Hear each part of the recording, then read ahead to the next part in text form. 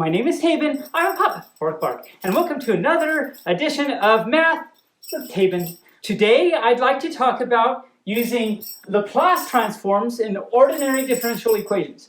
Now Laplace transforms actually have uses in things other than differential equations, but this is one place where they're really useful. And so I want to show you the general idea, talk about that, the general idea, and then do a few examples using that idea. Now, I'm going to assume you know how to take the Laplace transform and the inverse Laplace transform of elementary functions. By that I just mean like cosines and sines and your basic, you can use a basic Laplace transform table, is what I'm assuming you can do.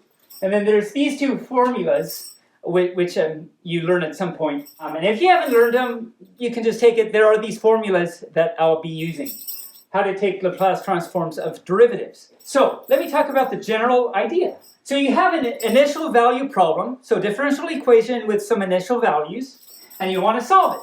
The idea is you hit the whole equation with a Laplace transform, and it turns your initial value problem into an algebra problem, which is great because we can solve algebraic equations and stuff. This is totally just hitting on the whole thing that if you see my other videos, I say a lot. How do you do something you don't know how to do? You turn it into something you do know how to do. So we're taking this initial value problem, something we may not know how to do. We hit it with the Laplace transform, and we turn it into an algebra problem, something we do know how to do. We solve that problem and get the solution to the algebra problem, and then we undo the Laplace transform. That is, we take the inverse Laplace transform and to our algebra solution, and that will give us the solution to the initial value problem. You see, it's really a cool idea, and it really works. So let me write down the general steps. Not lieutenant steps, but general steps. What you do is you take the Laplace transform of your differential equation, which we'll do in a few examples in a second. And then once you do that, this will give you an equation with, you've got a bunch of Laplace transforms of things in it. And then, in this equation with Laplace transforms in it, you'll solve for the Laplace transform of y, where y is the solution to your differential equation. And then, once you solve for y, that means you'll have something like y equals blah, blah, blah, blah, blah. Then you want to hit it with the inverse Laplace transform, and that will give you your solution. So then you'll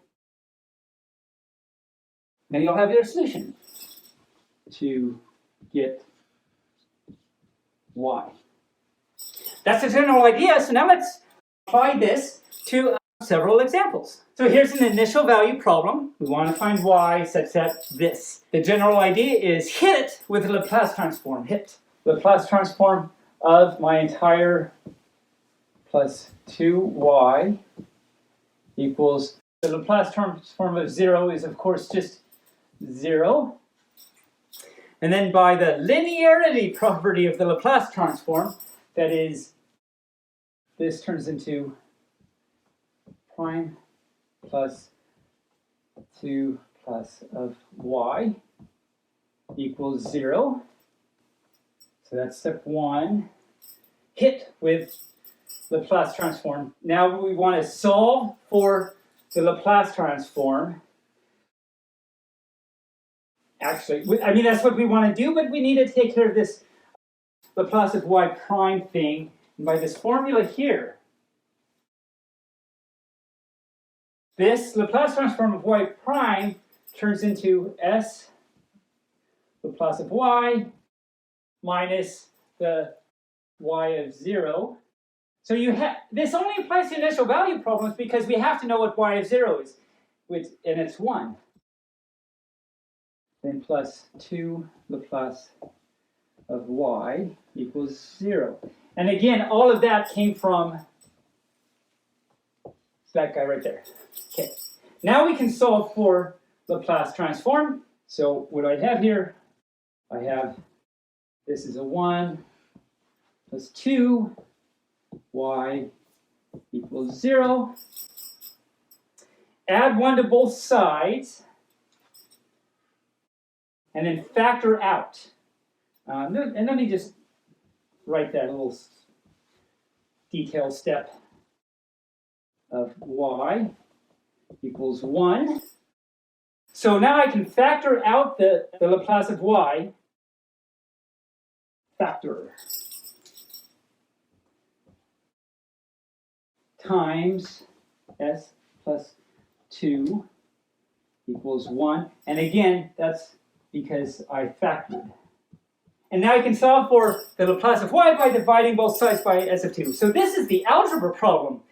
We've taken our problem we don't know how to do, we hit it with Laplace and turned it into an algebra problem. And the algebra solution is this.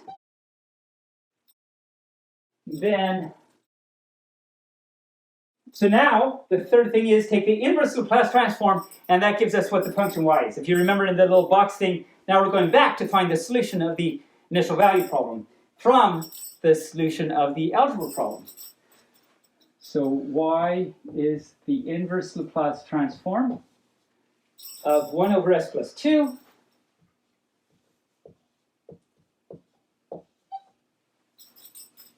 and again, this is assuming you know, this is where I'm assuming you know inverse Laplace transform of elementary functions. This is e to the negative 2t. And that's your solution.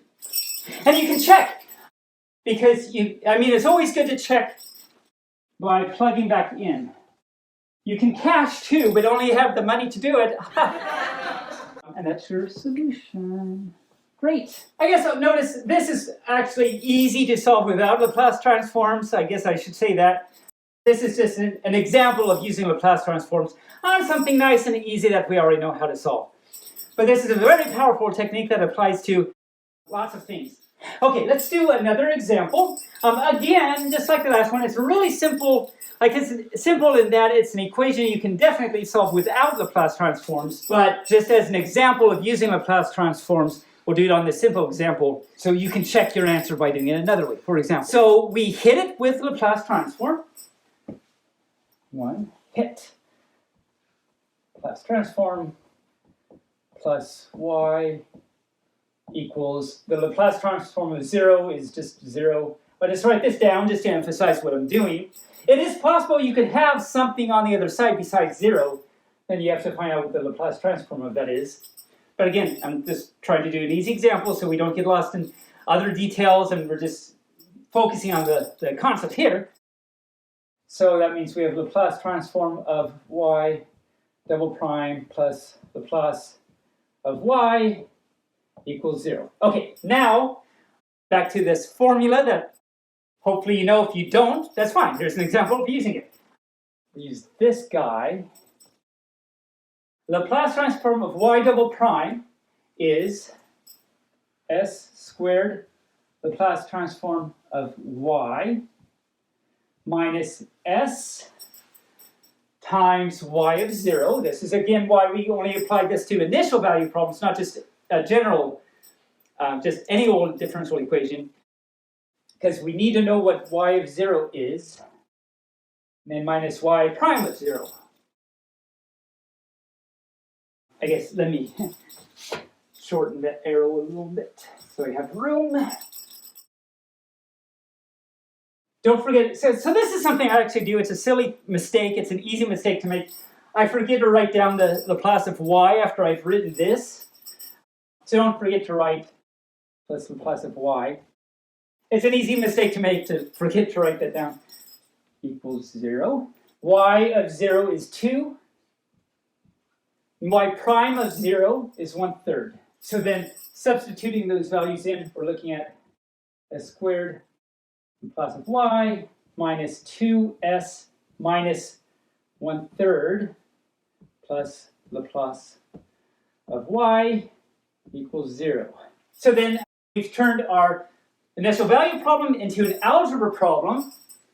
That is, we now solve for Laplace of y. Throw everything that does not have a Laplace of y in it to the right side. Why? Because I love you, that's why. Laplace of y equals 2s plus 1/3. Then, just like before, factor out the Laplace of y. And then you're left with an s squared plus 1. I've seen people forget that there's an invisible 1 in front of that, and so they would actually forget to write down the plus 1 here. That's actually a common kind of algebra mistake to do, so don't forget that. And then, of course, this stays like that. And then we solve for Laplace by dividing by s squared plus 1. Equals 1 over s squared plus 1 times 2s plus 1/3. And for the purposes of taking the inverse Laplace transform that I'm going to do in a second, I'm going to multiply this through.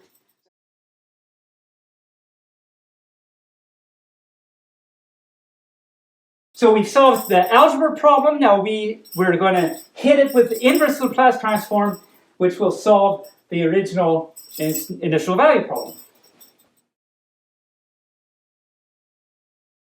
Y equals the inverse Laplace transform of this guy. It's not a 5, that's an S. 1/3, see, plus 1/3 over s squared plus 1. And then I'll use the linearity properties of the inverse Laplace transform to write this as 2 inverse Laplace transform of s over s squared plus 1. Then I can bring out the 1/3 inverse Laplace transform for s squared plus 1. Squiggle, squiggle. And again, going back to the assuming you know how to use a basic Laplace transform table, you can take the inverse Laplace transform here. The inverse Laplace transform of s over s squared plus 1 is cosine of t, because that's what it costs. And 1/3, and that's going to be a sine. And that's your solution. And then you can, of course, check by plugging it into the original equation and making sure it satisfies it. And this is very powerful. This whole technique applies to higher order equations.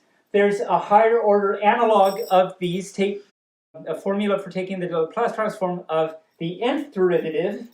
And I guess I'll just go ahead and write that down here. So the Laplace transform of the nth derivative is, and you're just kind of following this pattern, s to the nth Laplace transform of y minus subtract 1 from the power and increase a derivative.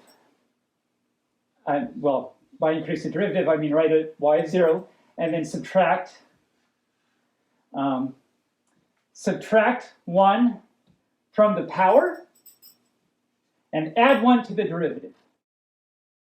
And you would keep going, subtract 1 from the power, add 1 to the derivative, so on and so forth, and keep going until you get to just the end, which will be the n minus first derivative. N minus 1 first derivative. That's 0. So you can just use this and apply to higher order equations. And as I said before, your forcing function, that is this thing on the right, doesn't have to be 0. It could be something complicated. And this is a very powerful method to solving ordinary differential equations. So, great. That was fun and exciting. So I hope you learned something from this. Go forth and try some problems. And I hope this has helped you out. So it's been great. And I'll see you next time on Math with Taebyn. Bark, bark.